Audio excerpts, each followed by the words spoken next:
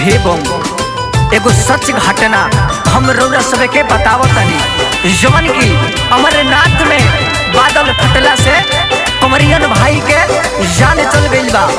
देखी वो घटना के बारे में हम सुनावतनी।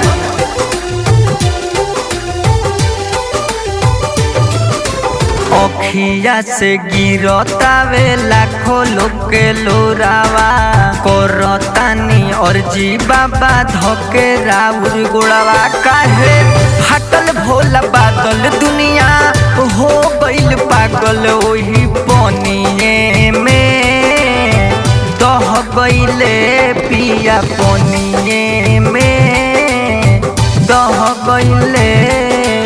अखिया से गिरतावे लाखों लोग के लोरवा। काहे हटल भोला बादल दुनिया हो गइल पागल। काहे हटल भोला बादल दुनिया हो गइल पागल वही पनिए में दह गइले पिया पनिए में दह गइले।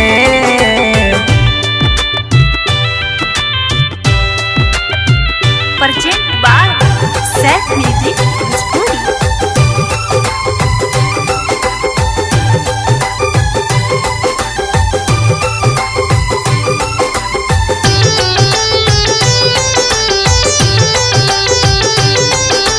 बड़ी भोला राउर होइया पामान जी लोगावा गरीबावा जरोई। हे बाबा वहाँ के कहीं से रौरा भेज दे। जब जब होई ओके पारसानी रतियों में ना सोई।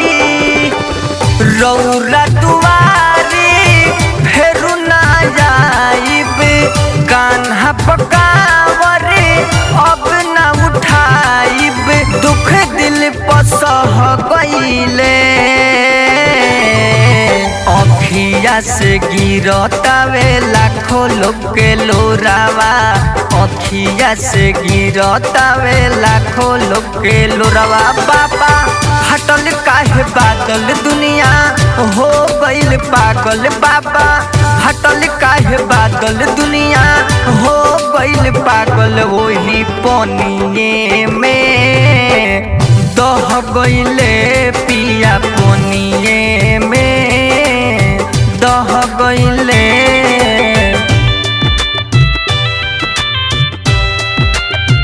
Presented by Saif music Bhojpuri.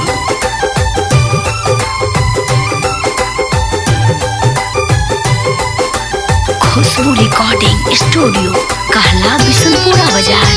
Mix by इमाम बाबू। गइल रहले पिया सबका हो साथ में जल ढारे अमरनाथ में। हे बाबा ई रौरा का कइली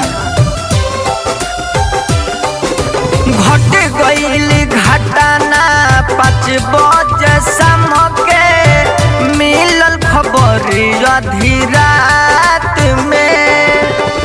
गुड्डू सोनी गावे रोई रोई इमाम ने जरे कहे रोई रोई आइब लौटी के कह गइले हो।